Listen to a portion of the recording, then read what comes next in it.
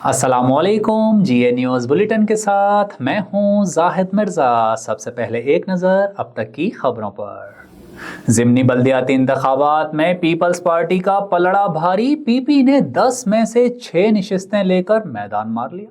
गुज़िश्ता रोज़ chairman, vice chairman और ward मेंबरान की 10 नशिस्तों पर ज़िमनी बल्दियाती इंतखाबात के लिए पोलिंग हुई, जिसमें गैर सरकारी और गैर हतमी नताइज के मुताबिक चेयरमैन की तीनों नशिस्तों समेत 10 में से 6 नशिस्तों पर पीपल्स पार्टी के उम्मीदवार कामयाब करार पाए हैं। गुज़िश्ता रोज़ होने वाले ज़िमनी बल्दियाती इंतखाब में जमात इस्लामी 2 जबकि PTI और आज़ाद उम्मीदवार एक एक नशिस्त पर कामयाबी हासिल कर पाए हैं। कराची के 5 अजला के ज़िमनी बल्दियाती इंतखाब में पाकिस्तान पीपल्स पार्टी ने सदर UC 13, मलिर गडाप UC 7 से चेयरमैन और माड़ीपुर से UC 3 से चेयरमैन की तीनों नशिस्तें अपने नाम की हैं। ज़िला जनूबी सदर UC 13 से पाकिस्तान पीपल्स पार्टी के मुर्तज़ा वहाब ने 3,949, जबकि केमाड़ी माड़ीपुर से UC 3 से पीपल्स पार्टी के ही सैफुल्ला ने 5,466 वोट्स लेकर जश्न भी मनाया। मलिर गडाप UC 7 से चेयरमैनशिप के लिए PP उम्मीदवार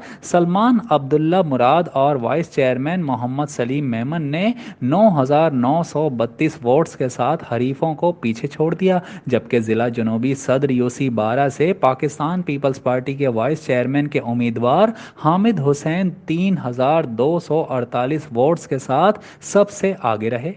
नई सियासी जमात इंतखाबात के बाद ही तश्कील दी जा सकती है, मुस्तफ़ा नवाज खोकर ने पेशन गोई कर दी।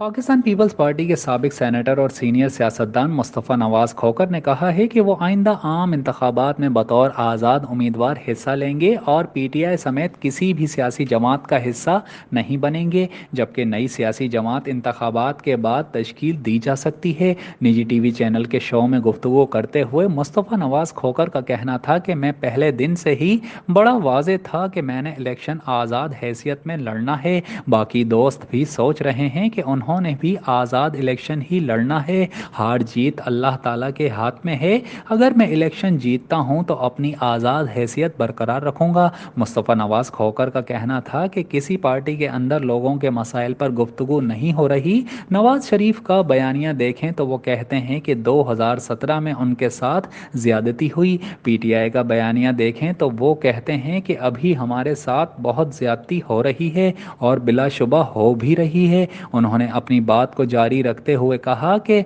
लेकिन अगर PTI की कारकर्दगी की बात करें तो उन्होंने 1 करोड़ नौकरियों और 50 लाख घरों का वादा किया था और आज इस पर तो कोई बात नहीं हो रही है। और इसी तरह आप मुस्लिम लीग नून को भी उनकी कारकर्दगी पर ही जज कर रहे हैं। नई सियासी जमात के हवाले से सवाल के जवाब में मुस्तफ़ा नवाज खोकर का कहना था कि इस पर मशावरत चल रही है और हमारा भी यही ख्याल था कि दोस्तों के साथ मिलकर एक नई सियासी जमात बनाई जाए, क्योंकि इसकी गुंजाइश है। PTI चेयरमैन इमरान खान की बेटों से फ़ोन पर बात ना करवाने पर SP अडियाला जेल को नोटिस जारी कर दिया गया।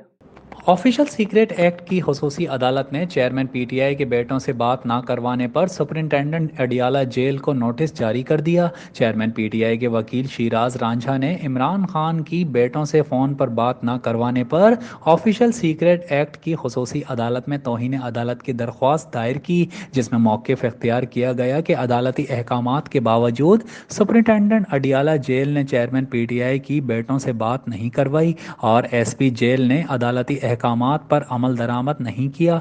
दरख्वास्त में इस्तदा की गई कि अदालती अहकामात पर अमल ना करने पर सुपरिंटेंडेंट अडियाला जेल के खिलाफ तौहीन अदालत की कार्रवाई शुरू की जाए और जेल हुक्काम को चेयरमैन PTI के बेटों से बात करवाने के हुक्म पर अमल दरामद का हुक्म दिया जाए। ऑफिशियल सीक्रेट एक्ट की खुसूसी अदालत के जज अबू अल हसनात ने चेयरमैन PTI की दरख्वास्त पर समाअत की और सुपरिंटेंडेंट अडियाला जेल को नोटिस जारी करते हुए 8 नवंबर तक जवाब तलब कर लिया।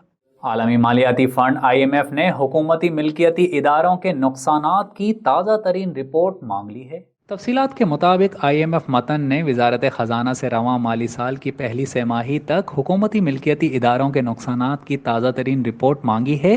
رپورٹس کے مطابق IMF نے حکومتی ملکیتی اداروں کے نقصانات پر پرانے اعداد و شمار کی رپورٹ ماننے سے انکار کر دیا، جبکہ وزارت خزانہ نے IMF سے دسمبر 2023 تک رپورٹ دینے کے لیے وقت مانگ لیا ہے۔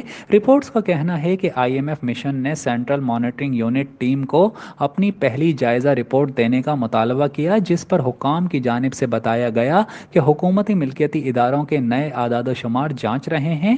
رپورٹس کے مطابق پاکستانی حکام کی جانب سے IMF وفد کو بتایا گیا ہے کہ حکومتی ملکیتی اداروں کے نئے اعداد و شمار کی رپورٹ جلد ہی مکمل کر لیں گے۔ یاد رہے کہ IMF کا وفد جائزہ مذاکرات کے لیے 2 ہفتوں کے دورے پر پاکستان میں موجود ہے۔ IMF وفد پاکستانی حکام سے مختلف معاملات پر مذاکرات کرے گا۔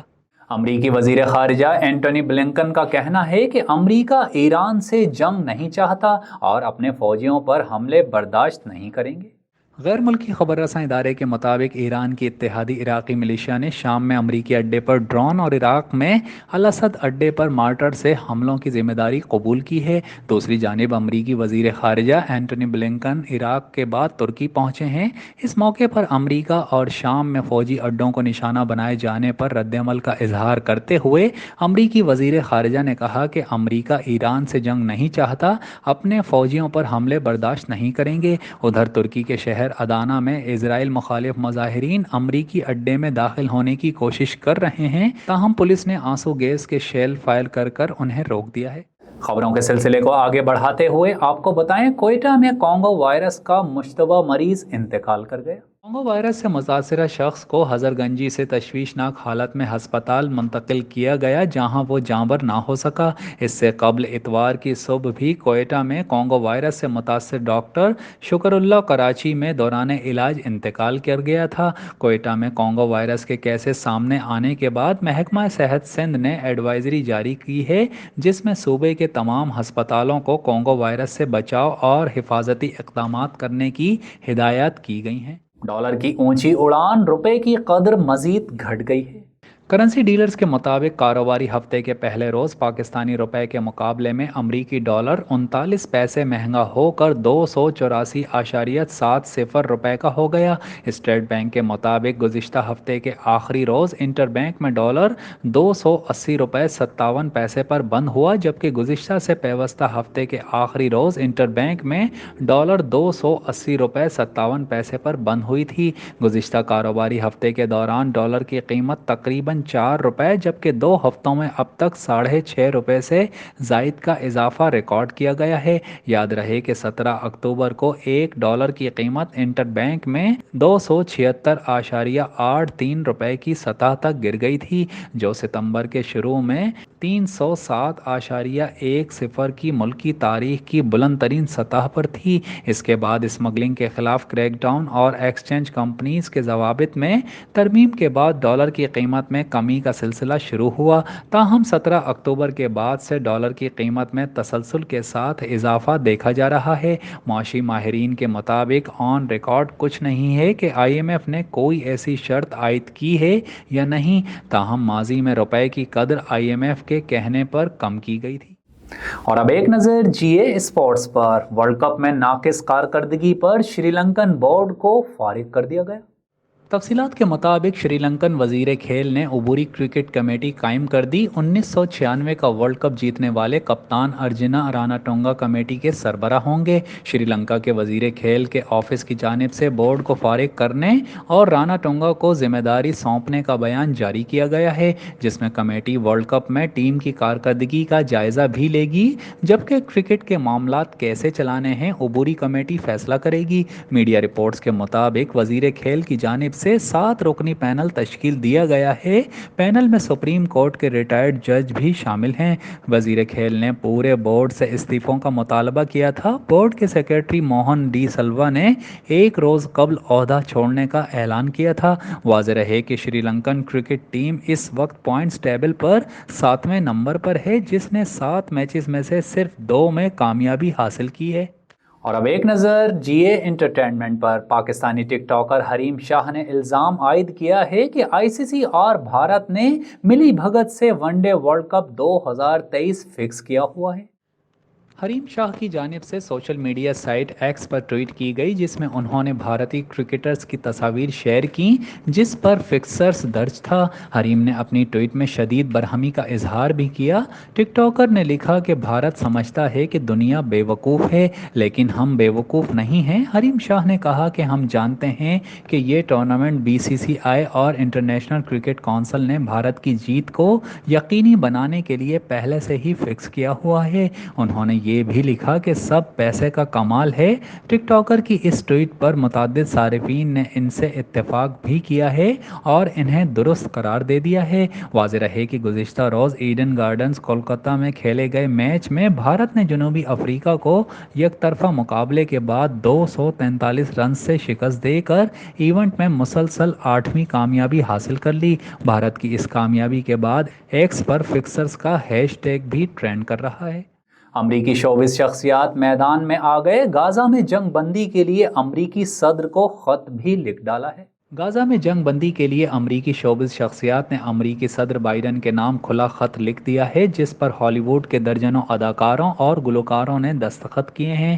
جنگ بندی کے لیے لکھے خط پر دستخط کرنے والوں میں سیلینا گومز اور جینیفر لوپیز بھی شامل ہیں۔ Artist for cease fire group کی جانب سے خط میں بائیڈن انتظامیہ سے غازہ میں بمباری رکوانے اور جنگ بندی کروانے کا مطالبہ کیا گیا ہے۔ خیال رہے کہ فلسطین میں جاری اسرائیلی بربریت اور وحشیانہ حملوں میں معصوم بچوں اور شہریوں کی شہادتوں پر سابق امریکی صدر باراک اوباما اور امریکی سینیٹر سابق صدارتی امیدوار برنی سینڈرز بھی خاموش نہ رہ سکے۔ سابق امریکی صدر باراک اوباما نے کہا کہ فلسطین میں جو کچھ ہو رہا ہے وہ ناقابل برداشت ہے، کسی نہ کسی حد تک ہم سب اس میں شریک ہیں۔ امریکی سینیٹر اور سابق صدارتی امیدوار برنی سینڈرز نے کہا کہ غازہ کی تباہی جدید دور کے سب سے زیادہ ہولناک لمحات میں سے ایک ہے۔ انہوں نے کہا کہ پناہ گزینوں کے کیمپس اور ایمبولینسز پر اندھا دھند بمباری کی جا رہی ہے، ہزاروں مرد، عورتوں اور بچوں کا قتل